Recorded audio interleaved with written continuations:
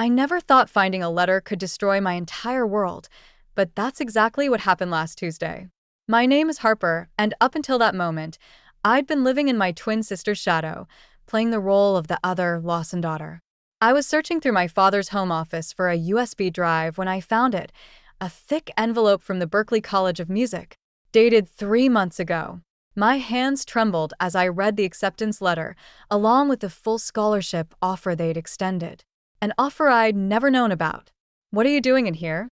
I jumped at my father's voice, the letter crinkling in my grip.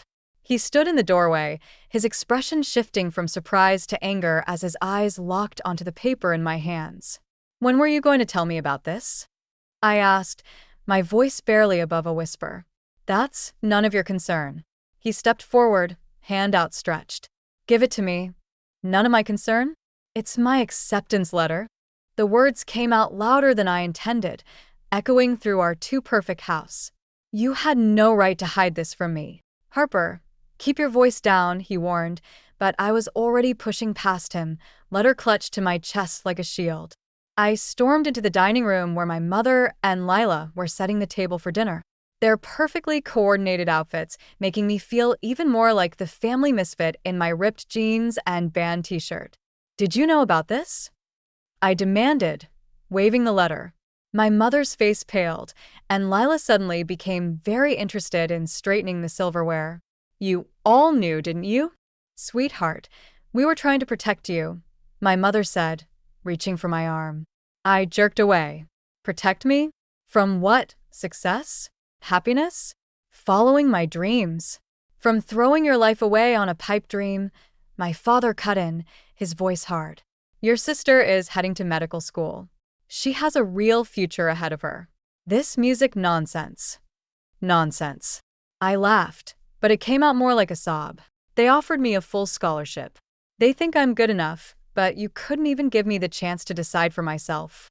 "That's enough." His fist came down on the dining room table, making the china rattle. "You're a Lawson. You have responsibilities, expectations to meet. I won't have you wasting your potential on." "On what, Dad? On being happy? On not being exactly like Lila?" The silence that followed was deafening. Lila wouldn't meet my eyes, and my mother looked like she wanted to disappear into her expensive silk blouse. "As long as you live under my roof," my father said quietly, dangerously, "you will follow my rules." End of discussion. I looked down at the crumpled acceptance letter in my hands, then at my perfect twin sister, my controlling father, and my silent mother. In that moment, something inside me snapped. Maybe I shouldn't live under your roof anymore. The words hung in the air like a threat, or a promise. After that explosive dinner, I retreated to my room, hands still shaking as I shoved clothes into a duffel bag. The acceptance letter lay on my bed like a lit fuse, waiting to blow my life apart again. A soft knock at my door made me freeze. "Harper." It was Lila. Of course it was Lila. "Go away," I muttered, but she came in anyway. That was the thing about twins. Personal boundaries didn't seem to exist. She stood there in her perfectly pressed outfit, looking like she'd stepped out of a prep school catalog. "You're not really leaving, are you?" I yanked open another drawer. "Watch me." "You're being dramatic," she said, perching on the edge of my bed. "Just apologize to Dad and—" "Apologize?" I spun around, a handful of t-shirts clutched to my chest. "For what? For having dreams? For not wanting to be another cookie-cutter Lawson success story?" Lila flinched. "That's not fair." "No, you know what's not fair? That you knew about this letter and didn't tell me." I watched her face carefully, saw the guilt flash across it. "How long did you know?" She looked down at her hands. 3 weeks. The betrayal hit like a physical blow. 3 weeks? We share everything, Lila. Or at least I thought we did. Dad made me promise. Of course he did. I laughed bitterly. And perfect Lila always does what Daddy says, right? Her head snapped up, eyes flashing. "You think this is easy for me? Being the perfect one? Do you have any idea what it's like having to maintain these impossible standards while you get to be you?" That stopped me cold. "What's that supposed to mean?" "You get to be different, Harper.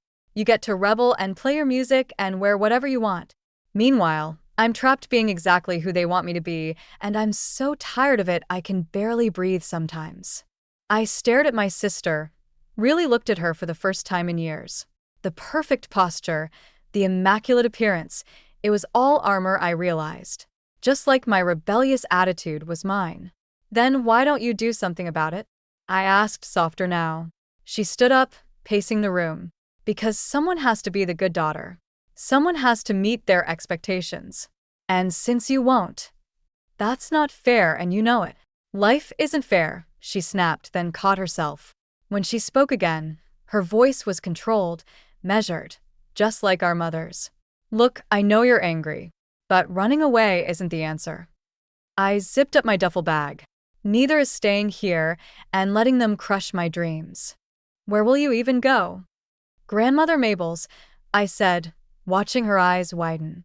At least she believes in me. Lila reached for my arm. Harper, please. If you leave, everything will fall apart. I pulled away gently. Maybe everything needs to fall apart before it can be rebuilt. She stood there, looking lost in a way I'd never seen before.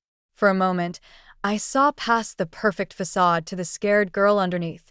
My twin, my other half. Trapped in a cage of expectations she never asked for. You could come with me, I offered quietly. She shook her head, tears in her eyes. You know I can't. No, I said, shouldering my bag. You won't. There's a difference. I left her standing there in my room, surrounded by the remnants of the life I was leaving behind. Grandmother Mabel's house always smelled like cinnamon and rebellion. She opened the door before I could even knock, as if she'd been expecting me. Maybe she had been. News travels fast in our family, especially the scandalous kind. I was wondering when you'd finally break free, she said, pulling me into a hug that smelled of home-baked cookies and understanding. Come in before you catch your death.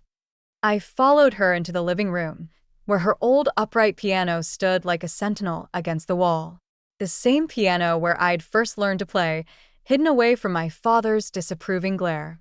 Your father called, she said, settling into her favorite armchair. Quite the performance at dinner, from what I heard. I sank onto the piano bench, running my fingers along the familiar ivory keys. Did he tell you to send me home? He did. She smiled, that mischievous glint in her eye that always made her look decades younger. I told him to go jump in the lake. That startled a laugh out of me. You didn't. Oh, but I did. And then I told him something else. Something he needed to hear a long time ago. She leaned forward, her expression growing serious. Did you know your father once had dreams just like yours? I stopped playing with the keys. What? Mitchell was quite the guitarist in his youth. Had a band and everything. Your grandfather shut that down faster than a speeding ticket. She shook her head. History has a funny way of repeating itself. The revelation hit me like a punch to the gut. Dad played music. Not just played, he lived for it. But your grandfather convinced him it was a waste of time, that he needed to focus on real success. She pulled something from beside her chair, a dusty photo album. Here. The photograph showed a younger version of my father, hair long and wild, clutching a guitar on some dimly lit stage. His smile was different, free, genuine, nothing like the controlled expression he wore now. What happened? Life happened. Fear happened. He chose the safe path, and now he's terrified you'll make the same mistakes he did, but in reverse. She closed the album gently. He's not trying to hurt you, Harper. He's trying to protect you from pain he thinks is inevitable. By causing me pain now, my voice cracked. That makes no sense. Fear rarely does, dear. She stood, walking to the piano. But here's the real question. Are you going to let his fear control your future? I thought about the acceptance letter in my bag, about Lila's confession, about this younger version of my father who once dared to dream. No. But I don't know how to fight this. Grandmother Mabel sat beside me on the bench, her fingers finding the keys with practiced ease. The opening notes of an old jazz standard filled the room. Then don't fight. Play. Show them who you are through your music. Sometimes the best revenge isn't about getting even. It's about proving them wrong by being exactly who you were meant to be. She reached into her pocket and pulled out an envelope, which is why I've already called Berkeley. They're expecting you for an audition next week. I stared at her, hope and terror mixing in my chest. But Dad, let me worry about your father. She winked. I've had decades of practice handling stubborn Lawson men. The piano notes hung in the air between us, a bridge between what was and what could be. The Berkeley audition room felt smaller than my bedroom, but somehow contained all my dreams and nightmares in its four walls. I sat at the grand piano, my fingers hovering over the keys, when my phone buzzed. A text from Lila. Dad knows where you are. He's coming. My stomach dropped, but before I could process that, the door opened and 3 judges walked in. No time to panic about Dad now. Whenever you're ready, Miss Lawson, the middle judge said, adjusting her glasses. I closed my eyes, trying to steady my breathing. Then my fingers found the keys, and I began to play, not the classical piece I'd prepared, but something else entirely. Something raw and new, born from the past week's chaos. The melody started soft, hesitant, like a question asked in the dark. Then it grew, building into something fierce and defiant. Halfway through, the auditorium door creaked open. I didn't need to look to know it was him. I could feel my father's presence like a storm cloud. But for once, I didn't stop playing. Let him watch. Let him see exactly what he was trying to destroy. The music poured out of me, all the anger and pain transforming into something beautiful. When the final note faded, the silence felt electric. That was unexpected, the first judge said, leaning forward. Was that an original composition? Yes, I answered, my voice stronger than I felt. I wrote it about family and freedom. Interesting choice, departing from your prepared piece, the second judge noted. Risky. Sometimes risks are worth taking, I said, finally daring to glance at the back of the room. Dad stood there, his face unreadable, but something in his stance seemed different, less rigid. Maybe. Well, Miss Lawson, the middle judge said, that was certainly memorable. We'll be in touch. I gathered my sheet music with trembling hands, knowing I'd have to walk past my father to leave. As I approached, he didn't move, didn't speak.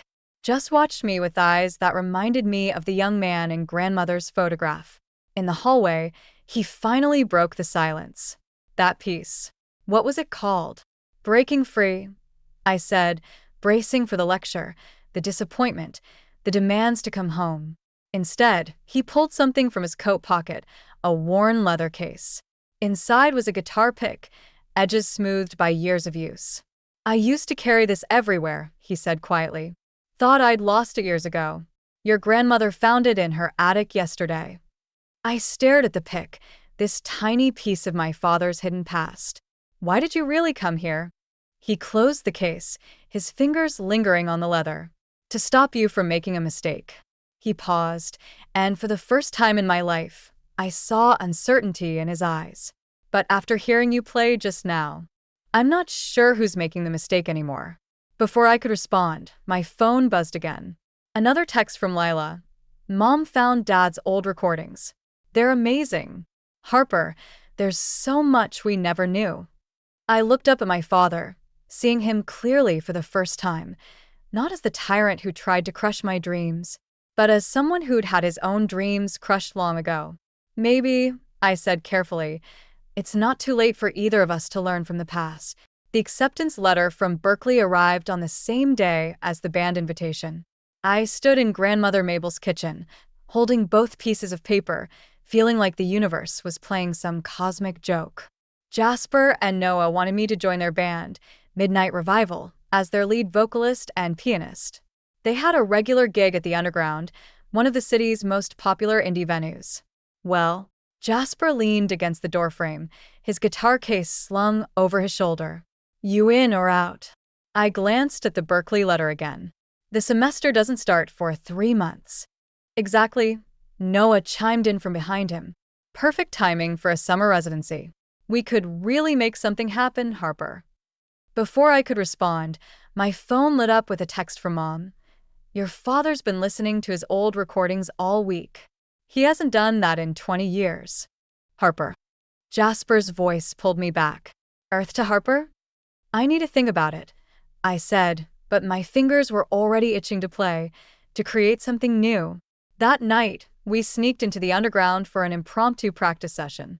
The empty venue felt like a cathedral of possibilities. I sat at the old upright piano while Jasper and Noah set up their equipment. Your dad's really got you spooked, huh? Jasper asked, tuning his guitar. It's complicated, I muttered, running through scales to warm up. Family always is, Noah said, adjusting his drums. But music? That's simple. Either you feel it or you don't. We started playing, and everything else faded away. The song we created that night was raw, unpolished, but alive with something I'd never felt before. Freedom, maybe. Or defiance. Then I heard the door open. Lila stood there, looking completely out of place in her designer clothes. Harper, we need to talk. We're kind of in the middle of something, I said, but she walked straight up to the stage. Dad's selling his guitars, she blurted out. All of them, even the vintage Gibson. The music screeched to a halt. What? Why? He says if he couldn't make it work, maybe it's better to let go completely. She pulled out her phone, showing me photos of Dad's collection being packed away. But I think he's punishing himself. And you. That's not my problem, I said, but my voice wavered. Isn't it? Lila challenged. You're not the only one who inherited his passion, Harper. The difference is you're brave enough to fight for it. Jasper and Noah exchanged looks. We can give you guys a minute, Jasper offered. No, I said, turning back to the piano. We need to practice. Harper, Lila started. I said no. My hands slammed down on the keys, creating a discordant crash. I'm done letting his choices control my life. Then prove it, she said quietly. Show him what happens when you choose differently. The Underground's having an open mic night tomorrow. Bring him here. I stared at her, then at Jasper and Noah, who nodded encouragingly. Fine, I said finally, but we do this my way. And Lila, you're going to help me send a message he'll never forget. The smile that spread across my twin's face reminded me of grandmother Mabel's mischievous grin. For the first time in years, we were truly on the same side. The Underground was packed for open mic night, but I couldn't focus on the crowd. All I could see was Dad sitting in the back row, arms crossed, with Mom and Grandmother Mabel flanking him like guards. Lila had somehow convinced them all to come, though I noticed she kept glancing nervously at her phone. Ready? Jasper asked, adjusting his guitar strap. I nodded, even though my hands were shaking. We'd chosen one of Dad's old songs, one I'd found in his recordings. The ultimate act of defiance. Or reconciliation. I wasn't sure which anymore. Then Lila rushed backstage, face pale. Harper, wait. There's something you need to know. And now, please welcome Midnight Revival, the announcer called. Too late. We took the stage, the lights blinding me to everything except the piano keys before me. I leaned into the microphone, heart pounding. This song, I said, is called Second Chances. Some of you might recognize it. The opening notes filled the venue, and I watched Dad's posture stiffen. He knew this song. Of course he did. He'd written it 25 years ago. But halfway through the first verse, the door burst open. A man I'd never seen before strode in, heading straight for our table. Even from the stage, I could see Dad's face drain of color. Mitchell Lawson, the man's voice carried across the room. Still stealing other people's songs, I see. The music screeched to a halt. Dad stood up slowly, looking like he'd seen a ghost. James, what are you doing here? Protecting my intellectual property. The man, James, held up his phone. Your daughter's little performance was being live-streamed. That's my song she's playing. The room went dead silent. I felt the blood drain from my face as understanding hit. Dad hadn't written the song. He'd stolen it. That's not true, I said into the microphone, but my voice cracked. Dad. He wouldn't meet my eyes. Mom looked shocked, and Grandmother Mabel had her hand over her mouth. Show them the contract, Mitchell, James demanded. The one where you signed over all rights to the songs after I caught you passing them off as your own. People were whispering now, phones recording everything. I watched my father, my strict, principled father, crumble under the weight of a decades-old lie. Harper, he finally said, I can explain. Don't bother. I stood up from the piano, nearly knocking over the bench. I get it now. This isn't about protecting me from failure. It's about protecting yourself from the truth. Jasper tried to grab my arm as I stormed past, but I shook him off. Lila called after me. I tried to warn you. I just found out. I pushed through the emergency exit into the alley, gasping for air. Everything I thought I knew about my father, about his lost dreams, about why he'd tried to stop me, it was all built on lies. The door opened behind me. Harper, Dad's voice was quiet. Please let me. Stay away from me. I turned to face him, tears burning my eyes. You're not just a failed musician. You're a fraud. And you tried to make me feel guilty for wanting what you never had the courage to earn honestly. The look on his face told me I'd finally found the perfect revenge. But somehow, it felt like I'd lost everything in the process. 3 days after the disaster at the underground, I found myself at Grandmother Mabel's piano again, playing nothing in particular, when Lila burst in without knocking. Her perfect appearance was disheveled, and she clutched a leather-bound journal in her hands. You need to see this, she said, dropping it on the piano. I found it in Dad's study while he was meeting with lawyers about James's lawsuit. I didn't move to take it. I'm done with Dad's lies. Just read it. She opened the journal to a marked page. It's not what we thought. The handwriting was Dad's, dated 25 years ago. James took credit for my songs again today. Says nobody would believe a nobody like me wrote them. He's right. Who'd trust some kid from the wrong side of the tracks over a producer's son? But I need this job. Need to prove to everyone I can make it. My fingers froze over the keys. What? Keep reading, Lila urged. More entries followed, describing how James, the producer's son, had systematically stolen Dad's work, threatening to blacklist him if he spoke up. The final entry was the worst. Sign away my songs today. James threatened to reveal Mom's illness to the papers if I didn't. She can't handle that kind of stress right now. Music isn't worth destroying my family over. Time to grow up. The door creaked, and we both looked up. Dad stood there, looking older than I'd ever seen him. You weren't supposed to find that, he said quietly. Why didn't you tell me? I demanded, standing up. All these years, you let me think. That I was a failure? He stepped into the room. Better that than knowing I was a coward. You weren't a coward, Lila interjected. You were protecting Grandmother Mabel. And then I spent the next 20 years trying to protect you girls from the same pain. He laughed bitterly. Instead, I became exactly what I hated, someone who crushes other people's dreams. I looked down at the journal, then at the piano. The song I played that night. You really did write it. Every word. He moved closer, hesitant. When I heard you playing it, God, Harper, it was everything I'd ever wanted. But then James walked in, and suddenly I was that scared kid again, watching someone else take credit for my work. So, what are you going to do about it now? I challenged. He pulled out his phone, showing us an email. Already done. I sent copies of my original manuscripts and dated recordings to every music publication in the country. James's reputation won't survive this. But your reputation, Lila started, doesn't matter anymore. He turned to me. What matters is that my daughter knows the truth, and that she never lets anyone steal her voice like I let them steal mine. I stood up slowly, years of anger and resentment warring with understanding. I have a better idea. They both looked at me expectantly.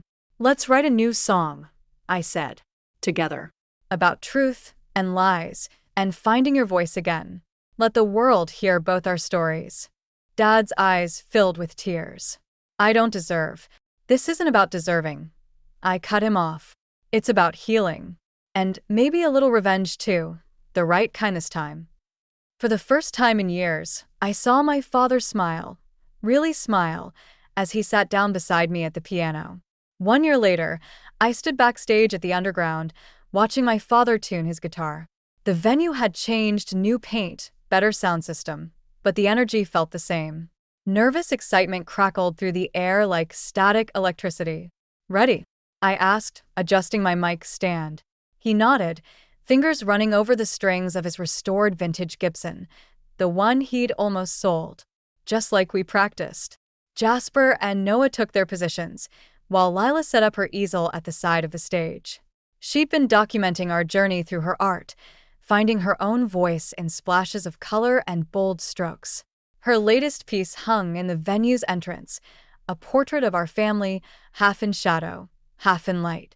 Mom and grandmother Mabel sat front row, both beaming. The rest of the crowd buzzed with anticipation. This was the first time Mitchell Lawson would perform publicly in 25 years. And the story of his stolen songs had made national headlines. Ladies and gentlemen, the announcer called, please welcome Midnight Revival, featuring Mitchell and Harper Lawson. The lights dimmed, and I began playing the opening notes of our new song, the one we'd written together. Dad's guitar joined in, hesitant at first, then growing stronger. When I started singing, I saw tears in his eyes, but he didn't miss a note. The chorus swelled, our voices blending in perfect harmony. Truth rises like the morning sun, burning through the lies we've spun. Standing tall in who we are, healing old wounds, near and far. James had tried to fight back, of course. But he couldn't explain away Dad's original recordings, the dated manuscripts, or the testimonies from other musicians he'd exploited. His empire crumbled while our truth rose from its ashes. As we played the final notes, I caught sight of a familiar face in the crowd, James's son, Tommy. He'd reached out months ago, sharing his own stories of his father's manipulation. Now he was here, nodding along, free from his own father's shadow. The applause was deafening, but it wasn't the validation that mattered anymore. It was the look on Dad's face, peaceful, proud, complete. The weight of decades of silence had lifted from his shoulders. After the show, as we packed up our instruments, Mom approached the stage with an envelope in her hands. There's something you should know, she said, her voice trembling slightly. About why I never stood up to your father about the music. Inside the envelope was a yellowed newspaper clipping. A young Evelyn Matthews headlining at the Jazz Corner, 1995. My mother, the secret singer. I gave it up for the same reasons your father did, she admitted. Fear. Family pressure. But watching you both tonight. She straightened her shoulders. Well, let's just say it's never too late to find your voice again. Dad wrapped an arm around her waist, and Lila joined us, paint smudged on her cheek. We stood there, a family of artists who'd finally learned to be honest about who we were. So, Jasper called from behind his amp, same time next week? I looked at my father, who smiled and nodded. Same time next week, I confirmed. Sometimes revenge isn't about making others pay for their wrongs. Sometimes it's about reclaiming what was stolen, not just songs or opportunities, but the courage to be yourself, the truth of who you are. And sometimes, if you're lucky, you find that truth in perfect harmony with the people you love.